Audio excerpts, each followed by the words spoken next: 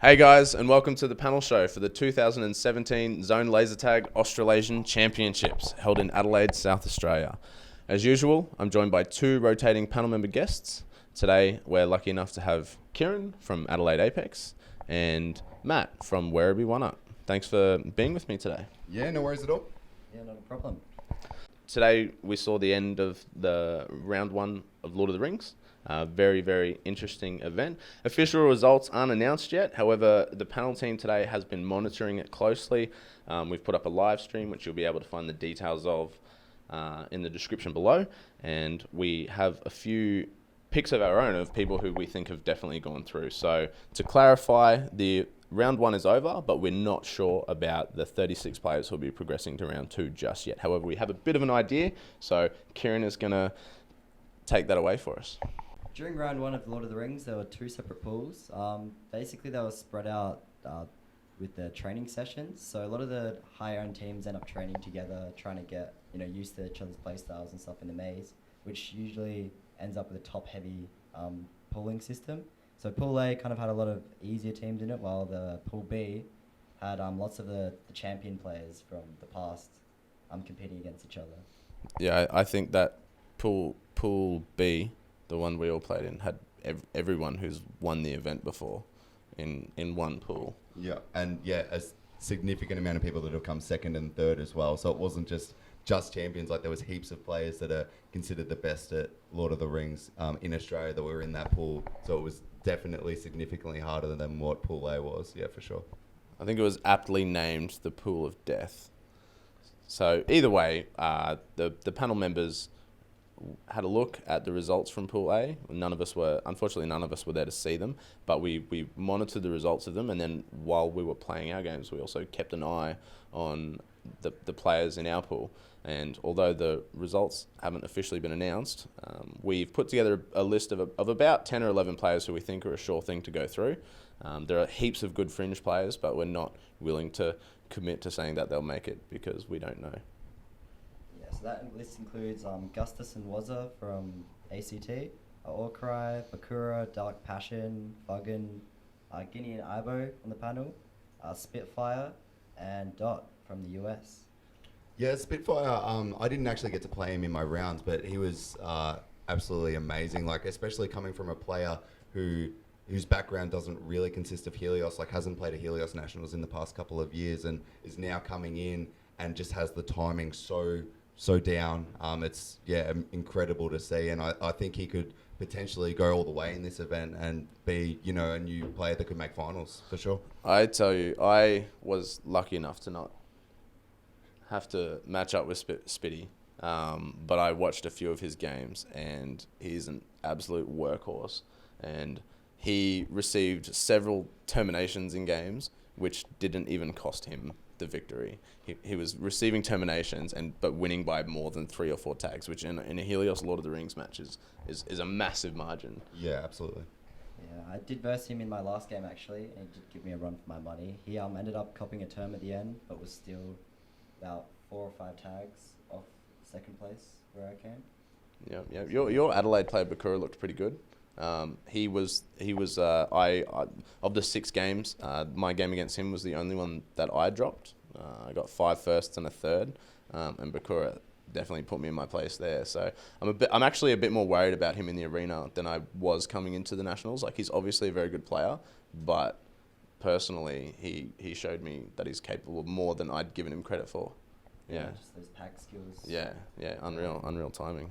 Yeah, Dot was obviously one of the players that made it through in Pool A. He obviously did have a significantly better draw, but obviously traditionally Americans have done, like, Lord of the Rings is their we got it from them, so it's kind of their baby. So obviously he's a great Lord of the Rings player. Do you think he could make it all the way? Definitely. They do play one shot a second over there with stuns as their main format for nationals, and it's also the world standard as well. So they've got lots of practice on it. He's been in the Legends who won worlds, as well as lots of nationals titles over there. I don't know. I don't know that I'm willing to say that Dot is a sure thing to final. I mean, the format is like he knows it like the back of his own hand. It's how they play their team game, you know. Like they play Lord of the Rings more than us, and then when they play their team games, they're playing that style of game as well. So they all have thousands of minutes played on that format, and realistically, most of us here only play it at nationals and maybe a handful of times at training sessions. But I think a key thing for his success is going to be Helios. These guys are Lord of the Rings champions. The Yanks are Lord of the Rings champions, but they all play on V4 and Nexus. And Helios, which we've learned in the last few years, is just an entirely different kettle of fish. Yeah, like it's the timing is very different. The scores are much closer together. Doubles are a thing. It's something that's not as common. So I think that is going to be a huge deciding factor. And, you know, based on that, what do you guys think? Do you think that Lord of the Rings as an event is better on Nexus or on Helios? Yeah, it's really hard to say because there's a couple of different arguments for both. I personally would definitely like to see it back on Nexus, but I can see the argument of keeping everything on the one system, people wanting to use it for as a purpose for training, to get their timing down. But personally, like as a core, I think that Lord of the Rings plays better on Nexus due to the higher accuracy required by the player. Yeah, I think that overall it would just play better. Yeah, it's my opinion that Lord of the Rings is better played on Nexus, and you'll never see me argue that any other way. But I'd certainly see the benefit to playing it on the system that reflects the system we're going to use playing our team games, right? That makes sense to me. And I can, even from a logistical point and a technical point, it's much easier on the site to be able to do that as well. So I can understand why it's played on Helios. But if you said to me, do you want to go and play an independent Lord of the Rings tournament and there's no other events involved, you just go and play Lord of the Rings, and I would say, give me Nexus Gen 2, please, and you'll have me there. Yeah, I definitely don't agree with either of those, really.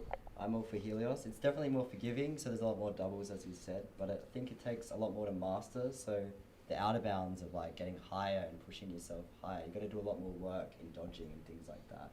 Well, you are entitled to your opinion, even if it's wrong, so... I think the biggest thing for me is the ability to not be able to just go for a stun on a player and not be able to separate them, because it is so hard to just go for a stun. They kind of just happen throughout the game, like not really know when it's you go completely randomly. You know, like you try to. It's a tactical thing to stun someone to break up the deactivation timers and make it easier to get on a roll. And it's so hard to stun on Helios that it's just not viable. It will just randomly occur. The thing I like about Nexus is that typically the active player has the advantage, and a lot of people don't like that, right? A lot of people say, well, it should be 50-50, but I feel that if you're a good player and you're able to utilize the skill sets that are used in Lord of the Rings and dodge shots and do cool things like that and work your way out of stuns, then your reward is a little run. And then when someone does something good and dodges you, and you know their reward is a little run. Whereas I feel like on Helios, I'm finding in my game is that I'll put in a lot of effort and I'll bust my gut and I'll dodge out of a stun, and then I'll just get shot by the next person anyway. Yeah, and traditionally in Nexus Lord of the Rings games, like especially in the higher up games, you would see games where there'd be 5-6 dodge outs, but in Helios it's so much harder to be able to achieve that. And I think those that shot dodging is the core of the game, and sort of taking that out of the game, takes a lot. Just on the topic of Helios versus Nexus, there are a few people who have managed to place in the event on both systems. CV is a great example. He's actually managed to win Lord of the Rings on both systems. This year, I was watching him pretty closely. He was in a pool. Luckily, I didn't have to play him, but he actually was struggling a little bit there. I'm pretty confident that he'll get through, but I think he's going to be a fringe player. He definitely dropped a couple of seconds and maybe even some thirds that he shouldn't have. And I think that Helios is a factor. I think if it was on Nexus, he would have just walked his way through. My question though is, when we've got this really difficult pool of all these elite players, some very, very capable players are going to get left behind in round one, and we may see that happen to CV this year.